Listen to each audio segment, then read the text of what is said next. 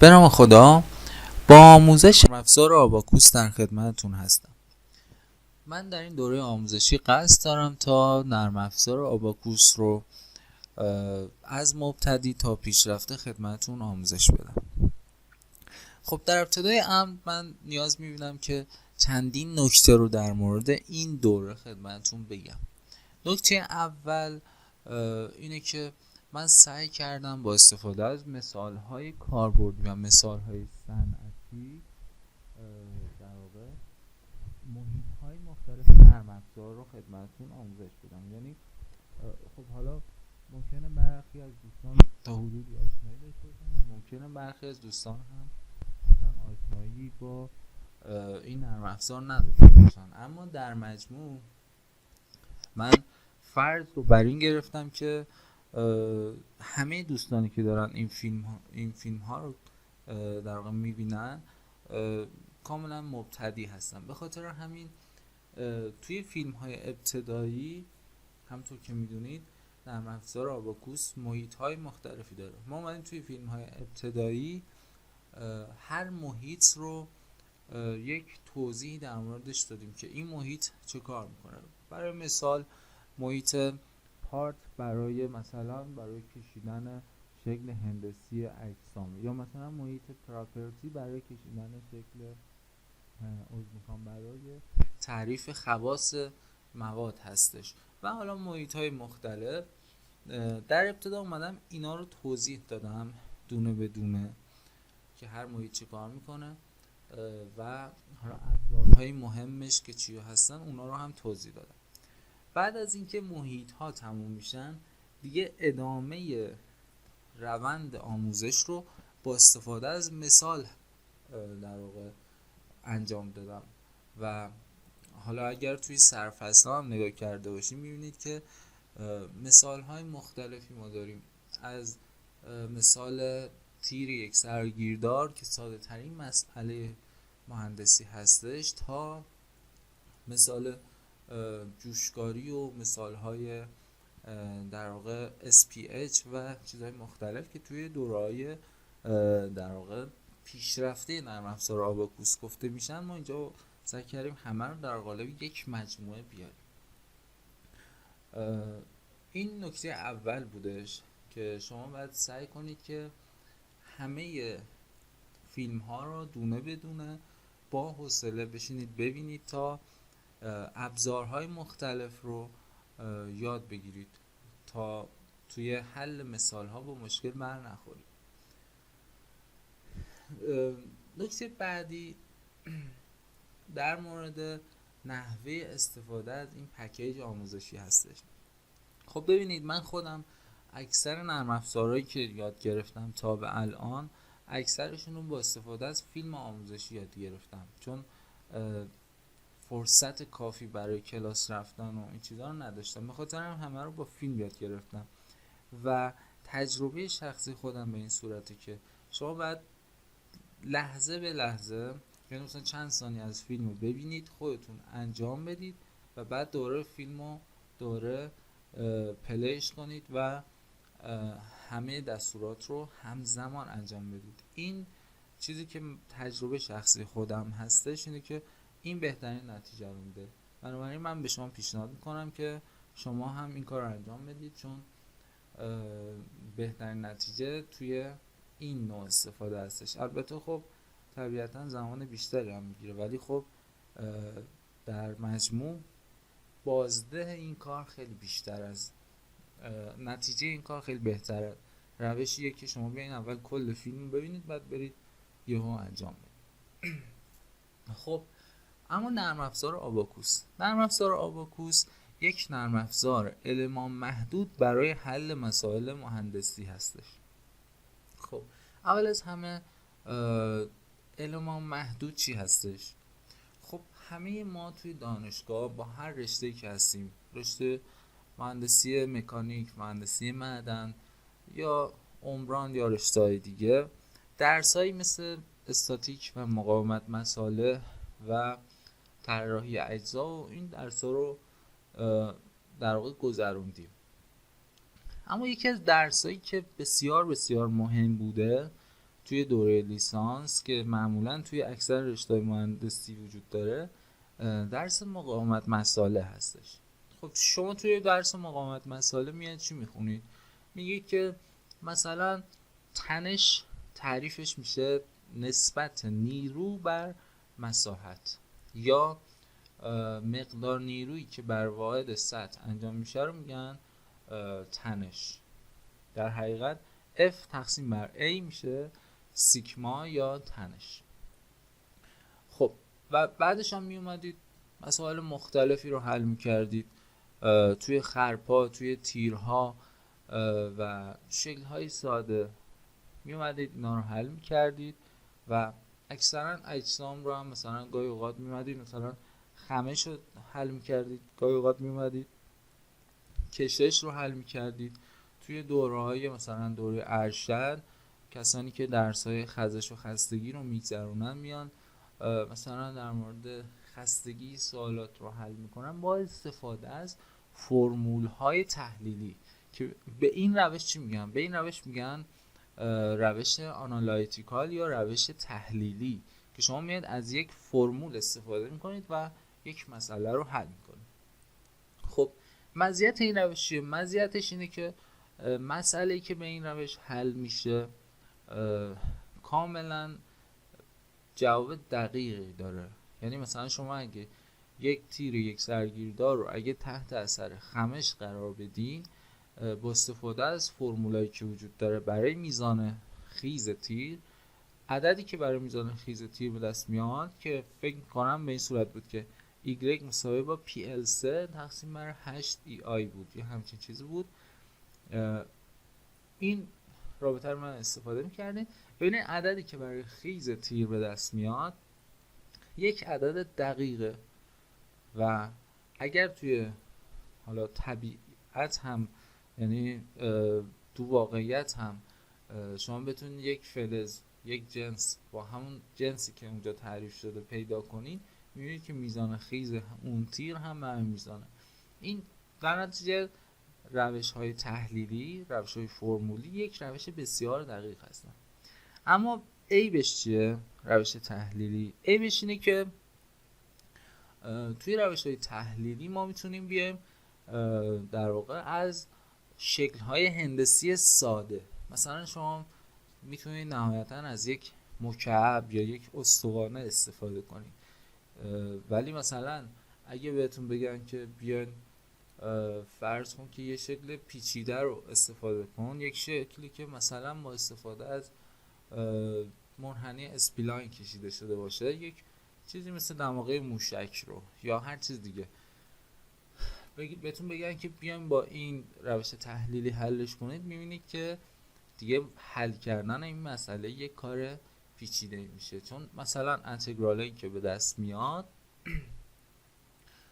انتگرالای پیچیده‌ای میشن و ما دیگه از روش‌های معمولی نمیتونیم حلشون کنیم و بعد بریم چیکار کنیم؟ بریم سراغ روش‌های محاسبات عددی که میومدیم مثلا یک معادله رو، یک انتگرال رو، چند معادله چند مجهولی رو توی روش‌های محاسبات عددی با استفاده از در واقع روابطی که وجود داشت، ماتریس‌هایی که وجود داشت، میومدیم چیکار می‌کردیم؟ مسئله رو حل می‌کردیم، ولی جوابی که اون میداد جواب حدودی بود.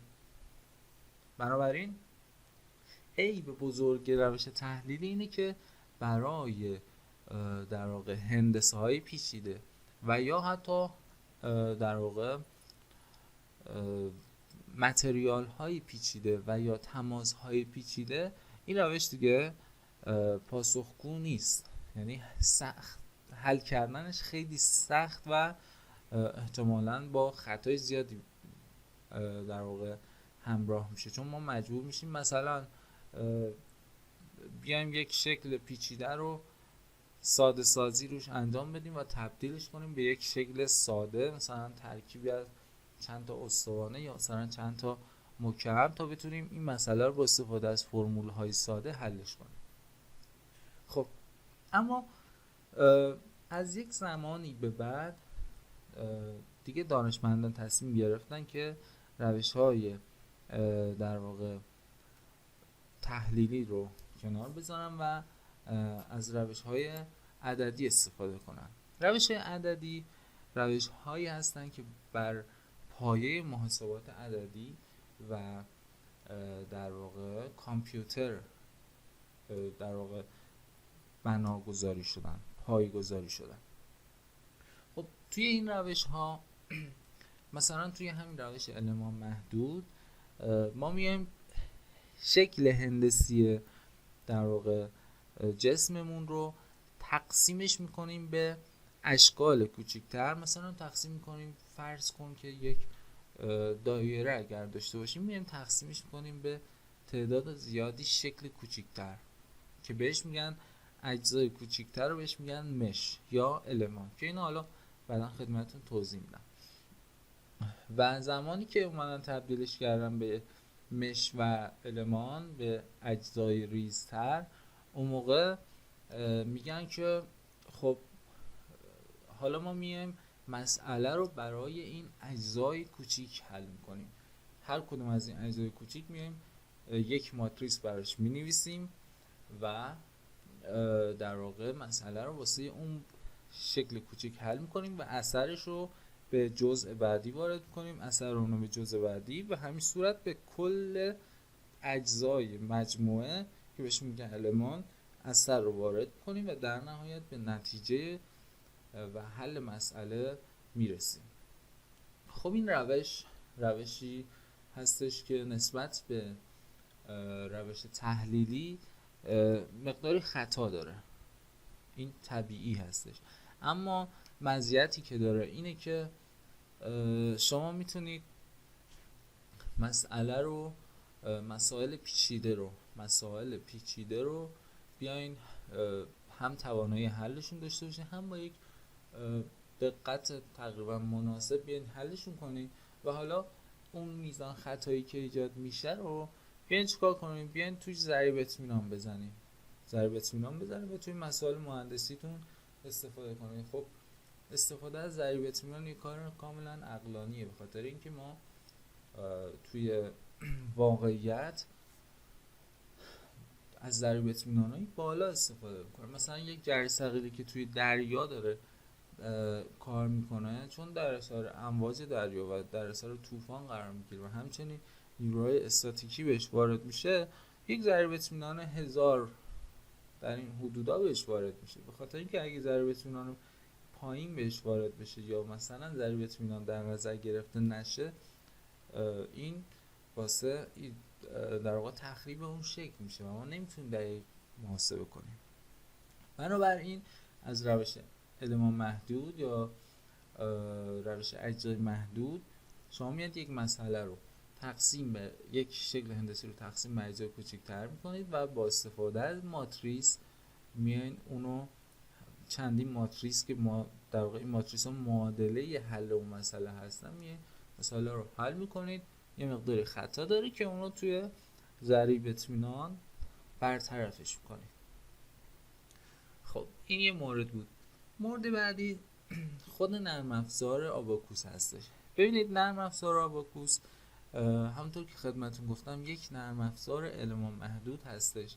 در حقیقت این نرم افزار از نظر من این نرم افزار یک ماشین حساب خیلی پیشرفته است که در حقیقت اومدن فرمول های روابط مختلف رو توی نرم افزار نوشتن، با استفاده از زبان برنامه‌نویسی فورتران این کار انجام دادن.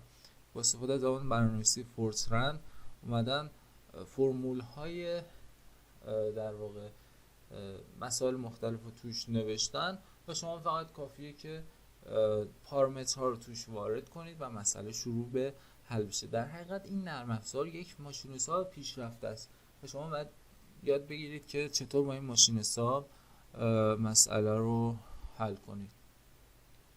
خب نرم افزار آباکوس از مجموعه نرم افزارهای شرکت داسا سیستم هستش، شرکتی که در واقع کاتیا و سالید ورکس هم مال همین در واقع شرکت هستش.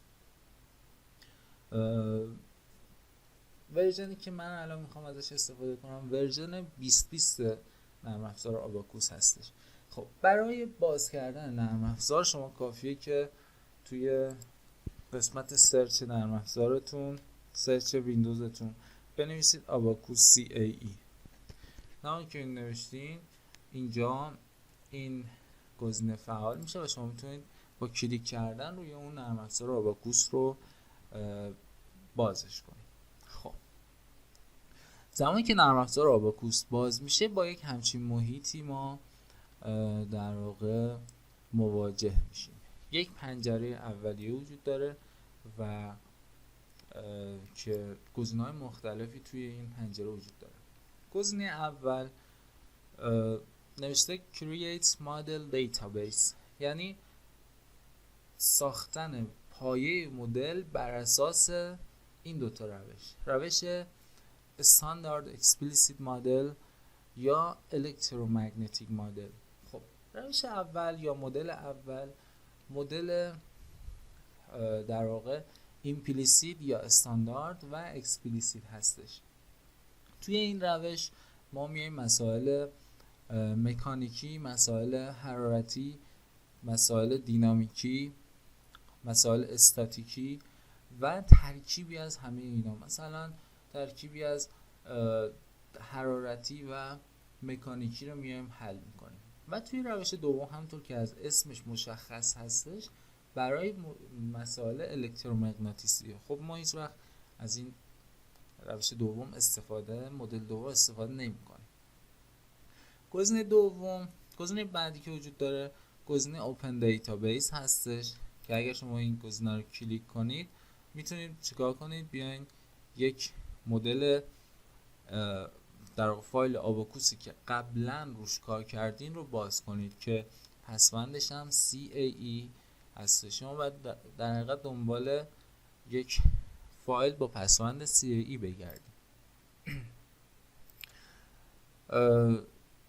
خب من اینو بستمش، یک بار دیگه باید بازش کنم تا این پنجره بیادش که بتونم ادامه بحث خدمتون بگم. این پنجره رو همیشه سعی کنیم مینیمایزش کنیم. گزینه بعدی گزینه ران اسکریپت هستش. گزینه ران اسکریپت در واقع برای در واقع خوندن اسکریپت ها هستش. خب اسکریپت ها چی هستن؟ ببینید مانند هر نرم افزار دیگه ای مثل نرم افزار کاتیا یا نرم افزار سالید ورکس، نرم افزار آباکوس هم شما میتونید بیاین داخلش یک سری برنامه نویسی هایی انجام بدید و یک سری در واقع اسکریپت ها بنویسید که کارتون رو آسون میکنه. مثلا چی؟ مثلا شما میتونید بیاین یک برنامه‌ای بنویسین که این برنامه رو بعد اینجا با زبان پایتون بنویسید. برنامه بنویسید که مثلا برای من 10 تا مسئله تیر یک سرگیردار حل کن، ایجاد کن. مثلا تیرها طولاشون فرق کنه، 10 تا مسئله 10 تا تیر با طولهای مختلف. این برنامه میاد چیکار میکنه؟ همه اینا رو شروع میکنه اجرا کردن و بعد بهش دستور میدید که پشت سر هم اینا رو حلشون کن. خب تو حالت دستی زمانی که شما دارید کلیک میکنید با موستون نمیتونید بگید که پشت سر هم وقتی اینو حل کردی بیا بعدی رو حل کن، بعد بیا بعدی، بیا بعدی. دونه به دونه که حل شدن، اولین مسئله که حل شد بعد برید سراغ مسئله بعدی رو استارت بزنید، دوباره مسئله بعدی رو استارت بزنید. یعنی بعد دونه دونه منتظر بمونید. اما مثلا با استفاده از اسکریپت ها شما میتونید بیاد بگید که اینا رو پشت سر هم حل کنم. این یکی از کاربرداشه. بنابراین اسکریپت ها برای اینن که شما بتونید مسائل مختلف رو یا یه سری سریع سازی ها انجام بدید. گزینه بعدی هم که استارت توتوریال هستش که شما میتونید برای چیز استفاده کنید، برای آموزش استفاده کنید. خب من برای اینکه وارد محیط نرم افزار بشم هم میتونم این گزینه رو کلیک کنم، هم میتونم دکمه ضبط در رو انتخاب کنم. خب ببینید به طور کلی مسائلی که ما در نرم افزار آباکوس حل میکنیم 3 مرحله دارن، 3 مرحله کلی دارن. مرحله اول بهش میگن پری پروسسینگ یا پیش پردازش. مرحله دوم بهش میگن پروسسینگ یا پردازش و مرحله سوم بهش میگن پست پروسسینگ یا مرحله پسا پردازش. خب اینجا رو اگر دقت کنید یک گزینه داریم به اسم ماژول که ابزارهای مختلف اینجا وجود دارن. ببینید Parts, Property, Assembly, Step, Interaction, Load, Mesh, Optimization و تا نهایت. خب مرحله اول که مرحله پیش پردازش هستش، کدوم مرحله است؟ این مرحله خود شامل 7 بخش جداگونه میشه. خب توی این 7 بخش ما چه کار میکنیم؟ ما میایم مسئله رو تعریف میکنیم. مثلا میگیم که در بخش اول میایم توی محیط پارت، اینجا میایم چه کار میکنیم؟ هندسه رو تعریف میکنیم. اینجا هندسه رو تعریف میکنیم، میگیم که مثلا شکل ما یک مکعبه یا یک دایره است یا هر چیزی که هست. خب بعد از اینکه هندسه رو تعریف کردیم میریم توی مرحله دوم، مرحله پراپرتی. ببینید اینجا و اینجا برای تعریف خواص هستش. مثلا نمیدونم مدول الاستیسیته جنسمون به این صورته، چگالیش به این عدده، اینا رو همه رو خدمتتون میگم و چیزای مختلف. مرحله بعدی برای تعریف در واقع برای مونتاژ کردن قطعات مختلف توی نرم افزاره که شما مثلا چند تا قطعه داریم میان اینجا روی هم دیگه مونتاژشون میکنید که یک سری عملیات روش انجام بشه.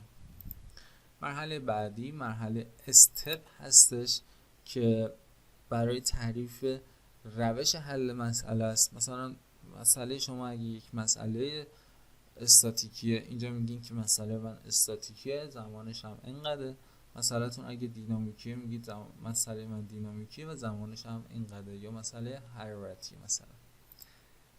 بعد از اون میرید سراغ تعریف محیط اینتراکشن، تعریف خواص تماسی. برای تعریف تماس اینجا میگید که مثلا دو تا شکل من هندسه من رو هم دیگه قراره غلط بخورن با این ضریب استکاک غلطشی، یا مثلا قرار رو هم دیگه بلغزن با ضریب استکاک مثلا فلان قد، یا مثلا دو تا شکل من به هم دیگه جوش داده شدن یا چسب بینشون وجود داره. مرحله بعدی مرحله لود یا بارگذاری هستش که شما میان اینجا در واقع نیروها و شرایط مرزی رو تعریف کنید. مرحله بعدی میاد مرحله مشه، میاین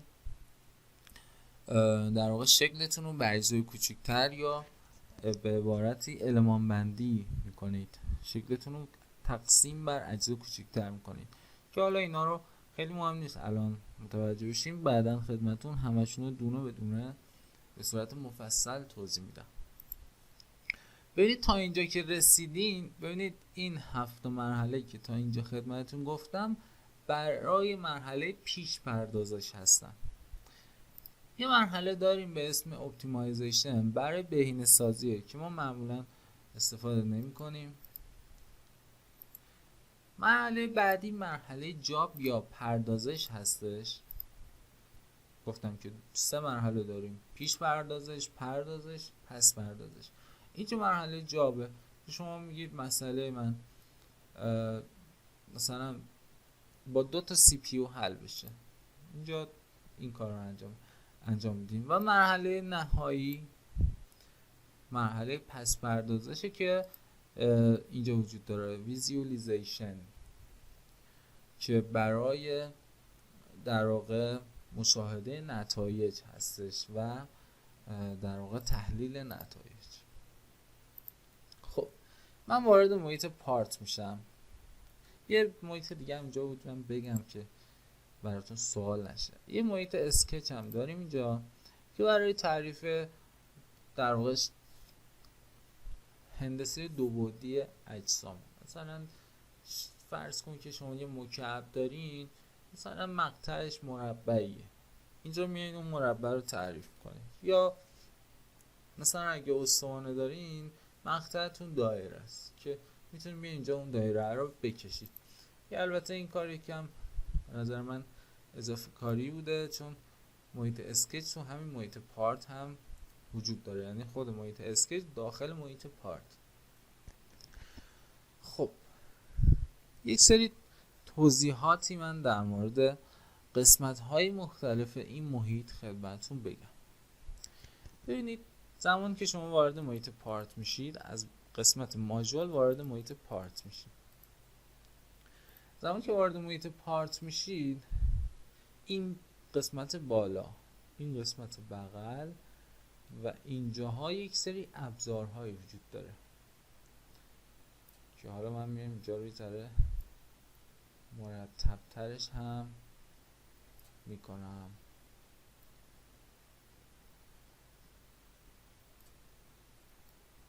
خب ببینید اینجا ابزارهای مختلف وجود داره. گزینه‌هایی که اینجا وجود دارن، گزینه فایل و مدل و ویوپورت و گزینه‌های دیگه یک سری کاربردهایی دارن. ببینید مثلا از قسمت فایل اینجا گزینه‌های مختلف وجود داره. من سعی میکنم اینا رو به صورت خلاصه وار توضیح بدم، چون توضیح دادنش خیلی کمکی به شما نمیکنه. اگه شما اینا رو داخل مثال یاد بگیرین خیلی بهتره. قسمت فایل شما میتونید بیاید یک از این قسمت اول، ببینید اینجا یادتونه گفتم استاندارد اکسپلیسیت یا الکترومگنتیک، اینجا میتونید بیاید یه مدل جدید تعریف کنید، یا مثلا بیاید فایل قبلی که داشتین رو باز کنید، یا مثلا اینجا بیاین نمیدونم سیو انجام بدید یا سیو از بگیرید، یا مثلا یک پارتی رو، یک هندسه ای رو از یک نرم افزار دیگه ایمپورتش کنید و یا یک هندسه ای رو از همین نرم افزار اکسپورتش کنید، یا دوباره ران اسکریپت کنید یا مکرو بگیرید. اینا همه رو خدمتتون میگم، ولی بدونید که اینجا برای این کاره. قسمت بعدی به اسم مدل هستش. مدل برای این گزینه اولش، ببینید این گزینه رو که بزنید یک پنجره باز میشه که همه چی اینجا وجود داره. این گزینه‌های بعدیش دیگه همه اضافه کاری هن. این کرییت، کپی مدل، این چیزا همشون اضافه کاری. گزینه منیجر رو که میزنید همه چی میاد اینجا. ببینید کرییت، کپی مدل، ادیت اتریبیوت، ادیت کیورد و چیزای مختلف. خب اول اینکه مدل چیه؟ ببینید اینجا تو این سمت چپ محیط ما یک نمودار درختی وجود داره که این قسمت بالا نوشته مدلز. خب مدل ها چیا هستن؟ ببینید هر مدل اینجا مشاهده میکنید، ببینید زیر مجموعه مدل یک این همه گزینه وجود داره. این گزینه ها همون 7 مرحله‌ای بود که خدمتتون گفتم که از تعریف هندسه، ببینید پارت، متریال، تعریف متریال جدید، تعریف اسمبلی، تعریف استپ و یا تعریف تماس و یه چیز دیگه. ببینید هر مدل شامل این 7 مرحله میشه. مرحله در واقع پارت و پراپرتی و اسمبلی و استپ و چیزهای مختلف. یعنی چی؟ یعنی در حقیقت هر مدل شامل یک مسئله مهندسیه، یعنی یک مدل یک مسئله مهندسی. اگه شما میتونید چند تا مدل داشته باشید، یعنی هر فایل آباکوستون، هر فایلی که مثلا فایل CAE میتونه 10 تا مسئله رو تو خودش جا بده. شما میتونید 10 تا مسئله مختلف داشته باشید. مسئله اول یا مدل اول تیر یک سرگیردار باشه، مدل دوم مثلا پرتاب یک گوی باشه، مدل سوم مثلا نمیدونم یک مدل حرارتی باشه، مدل چهارم و چیزای مختلف. ببینید یعنی هر مدل در حقیقت یک مسئله مهندسی. خب بنابراین اینجا این مدلی که گفته create model، ببینید create اگه بزنم اسمش اینجا تعریف کنیم و اوکی میکنیم. ببینید الان تعداد مدلاشو 2، مدل 1، مدل 2. ببینید و اینجا هم وجود داره. ببینید مدل 1، مدل 2، مدل 1 و مدل 2. حالا چیزای دیگه هم خدمتتون بعداً هر کدوم از این گزینه‌ها رو سر وقتش توضیح میدم. این مدل رو پاک میکنم. یک مدل 1 داریم. خب ببینید این گزینه‌ها رو که حالا به صورت کم و بیش خدمتتون گفتم، اینجا هم یک سری گزینه‌های دیگه وجود داره. مثلا گزینه اول ببینید دوباره برای ایجاد مدل. تمام اصلا نگران این تعداد زیاد بودن این گزینه‌ها نباشین. درسته که یه سری در واقع گزینه‌های زیادی وجود داره اینجا. ببین مثلا مدل اینجا وجود داره، create مدل اینجا وجود داره، new مدل اینجا هم وجود داره. دوباره شما میتونید اینجا کپی کنید یا اینجا کرییت کنید. یعنی نرم افزار اومده گزینه‌های مختلفی رو برای شما قرار داده تا شما ممکنه با روش‌های مختلفی عادت کنید. مثلا من خودم اگه بخوام یک مدل جدید بسازم از اینجا استفاده میکنم. ممکنه یه نفر دیگه از اینجا استفاده کنه، ممکنه یه نفر از اینجا استفاده کنه. این فقط برای اینه که شما راحت باشین، وگرنه این تعداد گزینه زیاد خیلی نباید براتون نگران کننده باشه.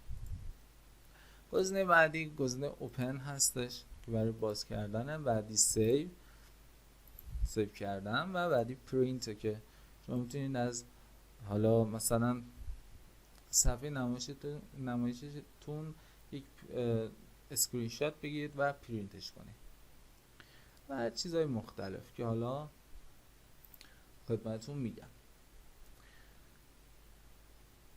حالا این گزینه ها هم اینجا بماند. اما اینجا گزینه های این قسمت ببینید یک سری گزینه اینجا وجود داره. گزینه create part و این گزینه های مختلف که توی فیلم های بعدی اینا همه رو توضیح میدم. قسمت بعدی، حالا این قسمت بنابراین برای ایجاد یک هندسه است. ایجاد یک هندسه و یا ویرایش یک هندسه است. قسمت بعدی نمودار درختی ما هستش. ببینید نمودار درختی ما. ببینید هر چند تا اینجا پارت کشیده باشید. پارت چیه؟ اصلا من اینو فراموش کردم خدمتتون بگم. به هر کدوم از شکل‌های هندسی که توی مدل وجود دارن، هر کدوم از شکل‌های هندسی که توی مسئله وجود دارن یه دونه پارت میگن. مثلا شما فرض کنید که میخوان یک توپی رو به یک دیوار بزنیدش. خب این شامل 2 تا پارت میشه. یعنی یک مدل شامل 2 تا پارت میشه. یک پارت میشه پارت توپ و یک پارت هم میشه پارت دیوار. و که حالا این نحوه تعریف پارت رو خدمتتون میگم. و اینجا هم ببینید تاریخچه تعریف پارت ها و تاریخچه تعریف خواص و چیزهای مختلف اینجا وجود داره. و شما مثلا اگه یک پارتی رو تعریف کنید اینجا، بعدا میتونید برید اینجا ویرایشش کنید و یا پاکش کنید. هم از اینجا هم از اینجا هم از جای مختلف میتونید این کار رو انجام بدید. یک قسمت این پایین هم وجود داره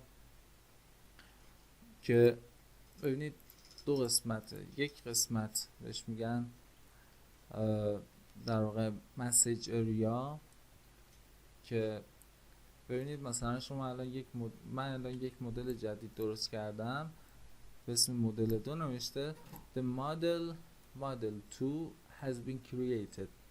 یعنی چی؟ یعنی مدل 2 اینجا ایجاد شد. این برای در واقع یک سری پیام هایی رو نمایش میده اینجا به ما. قسمت بعدی که قسمت کرنل کامند هستش، این قسمت شما میتونید بیاین برنامه نویسی کنید. مثلا برنامه نویسی هم با زبان در واقع پایتون هستش.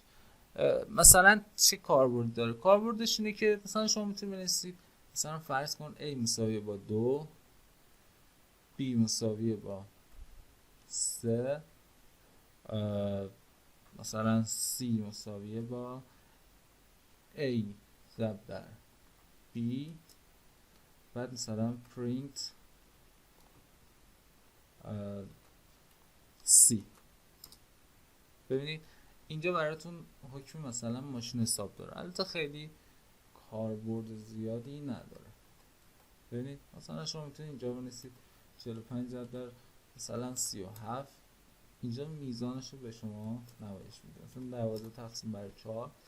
از این چیزا مثلا به عنوان ماشین حساب میشه استفاده کرد. یا کاربرد مهمترش برای زمانیه که شما میخواین یک اسکریپتی رو، فرض کن مثلا اون ران اسکریپت که تو قسمت فایل بودش، اینجا ران اسکریپت، این اسکریپت رو شما نتونستید از اینجا ران کنید، از این قسمت میتونید بیاین اون چیزاشو، اون کدهاش رو توی نوتپد باز کنید، کپی کنید و بیاین اینجا پیست کنید و اینجا که پیست کردید شروع میکنه به اجرا کردن.